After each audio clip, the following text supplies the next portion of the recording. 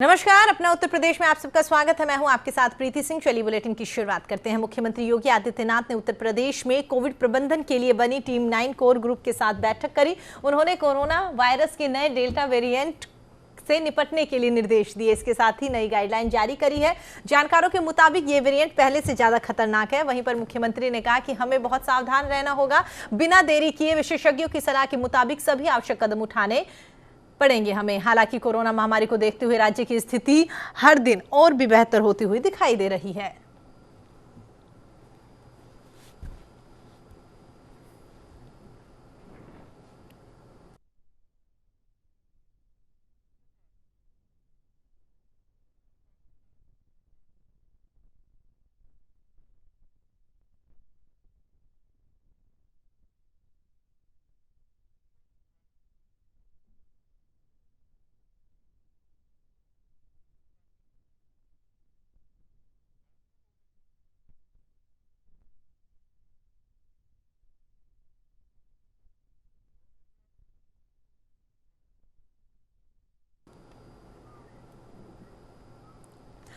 अवैध धर्मांतरण के मामले की जांच में लगी यूपी एटीएस को सोमवार को बड़ी सफलता मिली है। एटीएस ने 3 और लोगों को दिल्ली और हरियाणा से गिरफ्तार किया है, जिसको लेकर उत्तर प्रदेश के उप मुख्यमंत्री दिनेश शर्मा ने कहा है कि एक बड़ा नेटवर्क पूरे देश में काम करता आया है। यूपी में इससे संबंधित लोग थे। पूरी जांच पड़ताल के बाद उनको चिन्हीकरण के बाद में उनके खिलाफ कार्रवाई की गई है।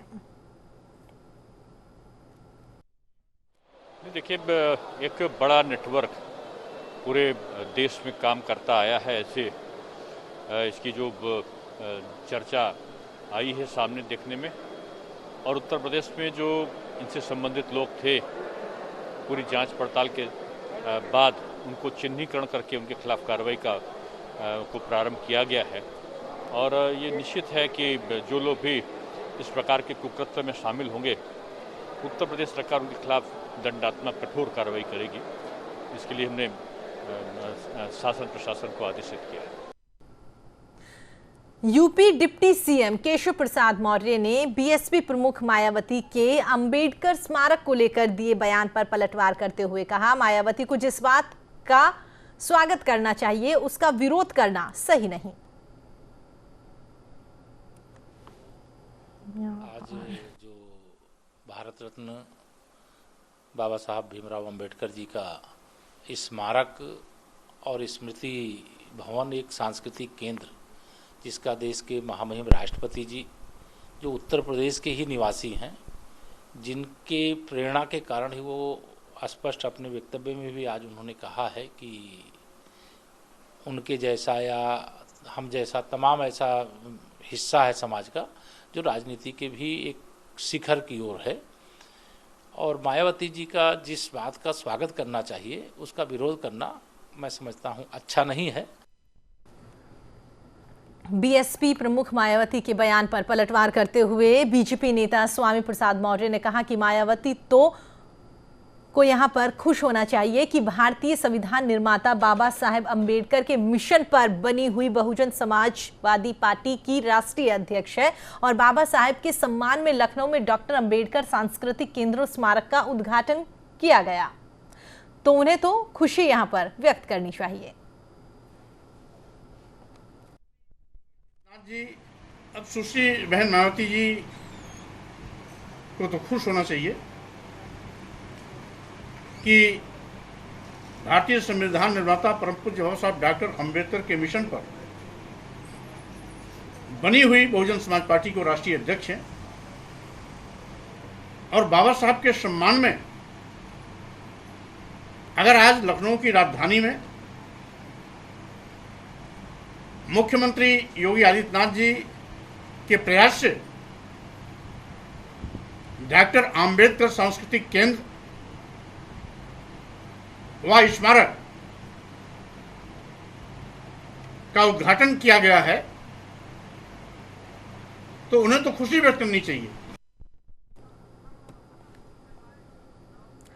आम आदमी पार्टी के लीगल सेल के यूपी अध्यक्ष अधिवक्ता जेके शुक्ला ने अयोध्या कोतवाली नगर के एसएचओ सुरेश पांडे को आप पार्टी के राज्यसभा सांसद संजय सिंह की ओर से भेजी गई तहरीर सौंपी है। श्री राम जन्मभूमि तीर्थ क्षेत्र ट्रस्ट के महासचिव चंपत राय, सदस्य अनिल मिश्र, महापौर ऋषिकेश उपाध्याय, सब रजिस्ट्रार आरबी सिंह सहित 9 लोगों के खिलाफ यहां पर मुकदमा दर्ज करने के लिए तहरीर दी गई है। इन सभी पर जमीन की खरीदारी को लेकर भ्रष्टाचार के आरोप है। जैसा कि आप लोग जानते हैं कि मैं लखनऊ से आया हूं और ये आप लोगों को मालूम होना चाहिए कि 2020 में भारत सरकार के उसमें ये ट्रस्ट का जो है गठन हुआ था और उसमें जो है भगवान मर्यादा पुरुषोत्तम श्री राम के मंदिर निर्माण का वो आदेश हुआ था, तो ट्रस्ट के माध्यम से जो है, और उसमें आप लोगों को मालूम है इस करोड़ों भारतीय लोगों ने इसमें जो है चंदा दिया।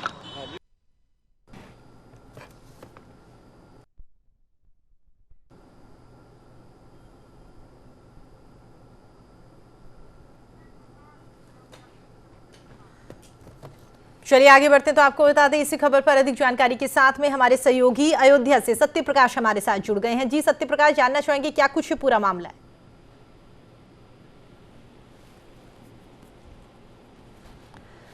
सत्य प्रकाश, मेरी आवाज सुन पा रहे हैं आप? तो आपको बता दें अधिवक्ता जेके शुक्ला की ओर से आप सांसद संजय सिंह की ओर से जो तहरीर सौंपी गई थी वो यहां पर दिखाई गई है। मंदिर ट्रस्ट की जमीन की खरीदारी में भ्रष्टाचार के आरोप यहां पर लगाए गए हैं।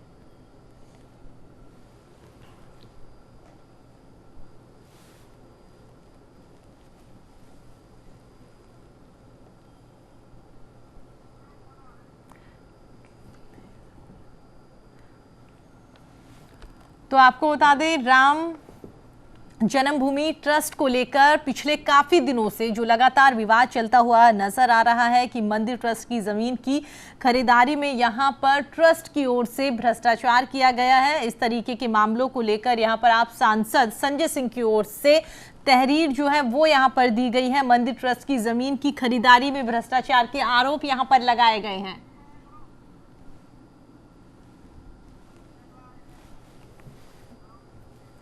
उत्तर प्रदेश के कानपुर में रहने वाले सूफी इस्लामिक बोर्ड के राष्ट्रीय प्रवक्ता सूफी मोहम्मद कौसर हसन मजीदी ने धर्म परिवर्तन कराए जाने के मामलों को लेकर डीसीपी रवीना त्यागी से उनके दफ्तर में मुलाकात करी और उनको एक ज्ञापन दिया और इस दौरान उनके साथ जबरन धर्म परिवर्तन करवाने का आरोप लगाने वाले विश्वनाथ गुप्ता भी मौजूद थे। सूफी कौसर ने डीसीपी को ज्ञापन देते हुए उनसे कहा है कि कानपुर नगर के विभिन्न हिस्सों में पाकिस्तान की संस्था दावते इस्लामी जो कि धर्म परिवर्तन के कई मामलों में संलिप्त पाई गई है, इसके खिलाफ उन्होंने शिकायत की थी जिस पर जांच की जा रही है। उन्होंने कहा कि पाकिस्तान की ये संस्था विभिन्न स्थानों पर पारदर्शी डिब्बे लगाकर धन इकट्ठा कर रही है और इस धन को इस्तेमाल आतंक को प्रमोट करने में किया जाता है। इस विषय पर भी कड़ी कार्रवाई की जरूरत है। धर्म परिवर्तन बहुत बड़े पैमाने पर किया जा रहा है और कानपुर में भी उसके इस तरीके के मामले समझ में आए हैं। कानपुर दक्षिण क्षेत्र में जिस तरह से ये लोग सक्रिय हैं और धर्म परिवर्तन करा करके समाज का माहौल ख़राब करते हैं, इस पर कार्रवाई के संबंध में और साथ में उनको ये भी अवगत कराया जाएगा कि इनकी फंडिंग किस प्रकार से होती है। गली गली मोहल्लों में जहाँ पर मुस्लिम बाहुल्य क्षेत्र हैं वहाँ किसी चाय की दुकान पर, पान की दुकान पर, बिरयानी की दुकान पर पारदर्शी डिब्बे लगाए गए हैं और उन डिब्बों में पैसा इकट्ठा किया जाता है और मदनी चैनल जो पाकिस्तान की दावत इस्लामी के मुल्ला इलियास कादरी का चैनल है उसके नाम पर उसको इकट्ठा किया जाता है। आधा पैसा पाकिस्तान भेज दिया जाता है और आधा पैसा यहाँ जो है धर्म परिवर्तन के अनैतिक कार्यों में लगाया जाता है। तो हमारा ये कहना है कि हमारे देश के पैसे से हमारे देश के खिलाफ आतंकवाद की जो गतिविधियाँ बढ़ाई जा रही हैं इस पर रोक लगनी चाहिए और शासन प्रशासन को इस दिशा में कड़े कदम उठाने चाहिए। कश्मीर में सिख समुदाय की बेटियों के जबरन धर्म परिवर्तन कर निकाह के मामले ने सिख समुदाय के लोगों में आक्रोश की लहर दिखाई दे रही है, जिसकी एक झलक कानपुर में गोविंद नगर में देखने को मिली, जहां पर चावला मार्केट में सिख समुदाय के सैकड़ों लोगों ने कश्मीर में हुए सिख समुदाय की 2 बेटियों के जबरन धर्मांतरण कराए जाने के विरोध में जबरदस्त प्रदर्शन कर अपना विरोध जताया। प्रदर्शन कर रहे बीजेपी से कानपुर बुंदेलखंड अल्पसंख्यक मोर्चा के क्षेत्रीय अध्यक्ष अजीत सिंह छाबड़ा ने मांग करते हुए कहा कि सरकार तत्काल धर्मांतरण का शिकार हुई बेटियों को वहां से मुक्त करवाए। औरंगजेब के राज में धर्म परिवर्तन को लेकर बहुत कुछ सिखों के साथ, हिंदुओं के साथ हुआ था। औरंगजेब ने कसम खाई थी कि 1.25 मन हिंदुओं के जनेऊ जब उतारूंगा तब मैं खाना खाऊंगा। हमारे गुरु गोविंद सिंह जी ने इस जबरन के खिलाफ अपनी कुर्बानी दी थी। गुरु तेग बहादुर जी ने जबर के खिलाफ अपनी कुर्बानी दी थी कि कश्मीरों पंडितों को जबरदस्ती हिंदू बनाया जा रहा था, मुसलमान बनाया जा रहा था। अलीगढ़ में नगर निगम अतिक्रमण को लेकर सख्त दिखाई दे रहा है। दरअसल अतिक्रमण के चलते सड़क बाधित जैसी समस्याएं उत्पन्न होती है। कई वर्षों बाद शहर के संवेदनशील इलाके जीवनगढ़ में भी नगर निगम की टीम जैसे ही सड़क किनारे और नाले के ऊपर रखे अतिक्रमण हटाने के लिए पहुंची तो दुकानदारों से लेकर लोगों ने हड़कंप मचा दिया और बीच में यहां पर विरोध करने के लिए पहुंच गए। लोगों की निगम टीम से झड़प भी हुई, लेकिन पुलिस बल के चलते निगम टीम ने अवैध अतिक्रमण को ध्वस्त किया और अतिक्रमण करने वालों को यहां पर सख्त हिदायत भी दी। ऐसा है, ये अतिक्रमण जो चल रहा है ये बेहतर है आगे के लिए। जैसे कि हमारा स्मार्ट सिटी डेवलप हो रहा है, उसी हिसाब से आने वाले वक्तों में अधिकारियों की कमी रहती है कि जो नहीं बढ़ने देते हैं, थोड़ा थोड़ा करके बढ़ जाता है। प्रशासन की कहीं ना कहीं ढील चूक है इसमें। इस तरह के अभियान चलते रहे तो अपना व्यवस्था सही बनी रहेगी। जिस तरह अतिक्रमण हटाने के लिए काफी प्रयास किए जाते हैं, उसके बाद अतिक्रमण फिर लग जाता दुकानदार। प्रशासनिक अमले की ढील है सर। अभी कार्रवाई की जाए तो उसमें यह है कि इस तरह के अभियान चलते रहे तो पब्लिक अपने आप नहीं लगाएगी। किस जगह चलाया जा रहा है, किस जगह अतिक्रमण हटाया जा रहा है? इस वक्त ये जीवनगढ़ पुलिया है जो पारसी बाईपास के पास में है। जीवनगढ़ पे अतिक्रमण अभियान प्रारंभ किया गया है और ये केला नगर तक ये अभियान चालू रहेगा और जाकिर नगर में भी ये अभियान चलाया जाएगा। इसकी मॉनिटरिंग की जाएगी और कोशिश की जाएगी कि ये अतिक्रमण अभियान दोबारा ना हो। और काफ़ी समय दिया गया इन दुकानदार लोगों को अपना अतिक्रमण हटाने के लिए। पिछले 4 दिन से इन लोगों को अनाउंसमेंट करके बताया जा रहा है कि अपने अतिक्रमण हटा लें। झांसी के प्रेमनगर थाना क्षेत्र अंतर्गत बिजोली में टैंकर से पानी भरने को लेकर विवाद हो गया, जिसमें एक महिला की मौत हो गई। परिजनों ने पड़ोस में रहने वालों को उसकी मौत का जिम्मेदार ठहरा दिया। पुलिस ने महिला के शव को पोस्टमार्टम के लिए भेज दिया। बताया जा रहा है कि बिजोली के वार्ड नंबर 22 में पानी की किल्लत चल रही है, जिसके चलते टैंकर से जलापूर्ति की जा रही है। जब मोहल्ले में टैंकर पहुंचा तो वहां पर भीड़ जमा हो गई। पानी भरने को लेकर 2 परिवारों में कहासुनी के बाद में धक्का मुक्की हो गई और इसी में रघुराज की पत्नी उत्तरा देवी नीचे गिरकर बेहोश हो गई, जिसके बाद में परिजन उन्हें डॉक्टर के पास लेकर गए, जहां पर डॉक्टर्स ने उसे मृत घोषित कर दिया। पानी भरने की समस्या, पानी की वजह से मम्मी ने टैंकर आया तो पानी भर रहे थे। दूसरे लोग आए तो उन्हें धक्का मक्का दिया। बीरेंद्र सिंह, पापा की गिरेबान पकड़ी और मम्मी बगल में खड़ी थी। उनकी वाइफ ने उनको, मम्मी को भी धक्का मारा। मम्मी का बीपी हाई रहता है तो उस चक्कर में मम्मी का एकदम से बीपी हाई बढ़ा, चक्कर आया, नीचे गिर पड़ी। अब क्या चाहते हैं? कानपुर के सचेती में एटीएफ की कानपुर यूनिट और थाना पुलिस को बड़ी सफलता हासिल हुई है। पुलिस ने अंतर्राज्यीय शराब सप्लाई गिरोह के 2 सदस्यों को करीब 350 पेटी अवैध शराब के साथ गिरफ्तार किया। गैंग के सदस्यों ने पुलिस पूछताछ में बताया है कि वो अवैध शराब को डीसीएम से चंडीगढ़ से बिहार लेकर जा रहे थे, लेकिन गैंग के मंसूबों पर पुलिस ने पानी फेरते हुए सचेती से उन्हें अवैध शराब के साथ में गिरफ्तार कर लिया।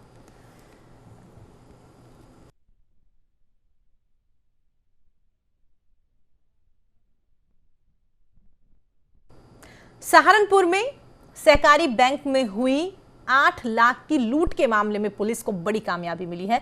दरअसल पुलिस ने घटना में शामिल 8 बदमाशों को एक मुठभेड़ के बाद गिरफ्तार कर लिया। साथ ही 5,82,000 रुपए और अवैध हथियार समेत एक कार भी बरामद कर ली। पुलिस ने बताया है कि ये गिरोह अंतर्राज्यीय गैंग के रूप में लूट की वारदातों को अंजाम दिया करता था। आरोपियों के खिलाफ में पहले भी कई थानों में मुकदमे दर्ज हैं।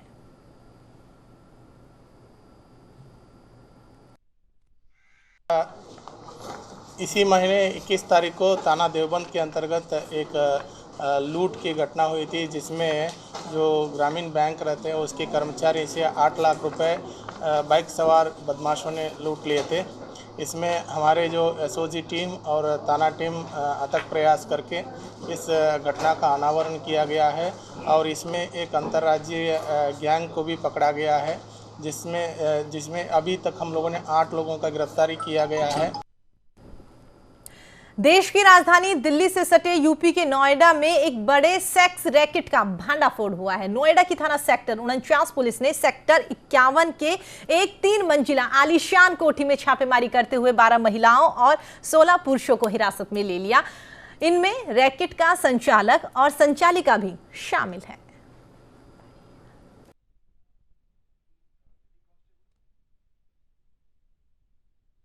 सेक्टर 49 थाना क्षेत्र के सेक्टर 51 में एक मकान में सूचना मिली थी कि वहाँ पर देह व्यापार हो रहा है।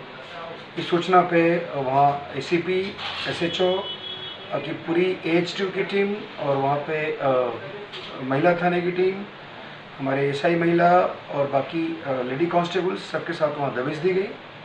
उस दबिश में वहाँ पे 16 पुरुष और 12 महिलाएं वहाँ मिली हैं और इसमें हम लोग वहाँ पे कुछ ऑब्जेक्शनेबल आइटम्स भी मिले हैं। इसमें एफआईआर दर्ज करके वैधानिक। सहारनपुर में जिला पंचायत अध्यक्ष पद पर बीजेपी के मांगेराम चौधरी निर्विरोध निर्वाचित हो गए हैं, क्योंकि विपक्ष के एकमात्र प्रत्याशी जोनी उर्फ जयवीर ने अपना नामांकन पत्र वापस ले लिया। वहीं पर मांगेराम चौधरी को नवनिर्वाचित अध्यक्ष का प्रमाण पत्र दिया गया। चुनाव जीतने पर भाजपा नेताओं ने सोशल मीडिया पर भी बधाई देना शुरू कर दिया है। चुनाव में भारतीय जनता पार्टी के प्रत्याशी आदरणीय मांगेराम चौधरी जी की जीत हुई है और जैसा मैंने नामांकन के दिन आप सबके सामने कहा था कि पर्याप्त संख्या बल के साथ और बोर्ड के अंदर स्पष्ट बहुमत के साथ भारतीय जनता पार्टी का प्रत्याशी इस चुनाव में विजयी होगा। हमारे एक साथी ने एक नामांकन किया था, आज उसने स्वेच्छा से प्रातः 11 बजे अपना वो नामांकन पत्र वापस ले लिया और देश के नेतृत्व में आदरणीय प्रधानमंत्री जी और प्रदेश के नेतृत्व में आदरणीय योगी आदित्यनाथ जी के नेतृत्व में उस व्यक्ति ने आस्था व्यक्त करते हुए कि मैं सबका साथ, सबका विकास, सबका विश्वास में विश्वास व्यक्त करता हूं और उन्होंने अपना नामांकन पत्र वापस लिया और हम पहली बार सहारनपुर जनपद के जिला पंचायत के चुनाव के इतिहास में निर्विरोध अपना अध्यक्ष बना करके भारतीय जनता पार्टी ने एक इतिहास रचा है। कोरोना की दूसरी लहर कुछ हद तक धीमी पड़ गई, लेकिन स्वास्थ्य मंत्रालय और खुद प्रधानमंत्री नरेंद्र मोदी बार बार कह रहे हैं कि हमारी लापरवाही ही तीसरी लहर को न्योता दे सकती है, लेकिन लोग अभी भी लापरवाह बनने से बाज नहीं आ रहे। वाराणसी के आशापुर सब्जी मंडी में लोगों ने गाइडलाइन को ताक पर रखते हुए नियमों की जमकर धज्जियां उड़ाई। यहां ना तो सोशल डिस्टेंसिंग नजर आई और ना ही मास्क, और मास्क दिख भी जाए तो सही तरीके से पहना हुआ नजर नहीं आए। यहां पर लापरवाही पर लोग, माफ कीजिए, कोई कार्रवाई करने वाला भी नजर नहीं आया।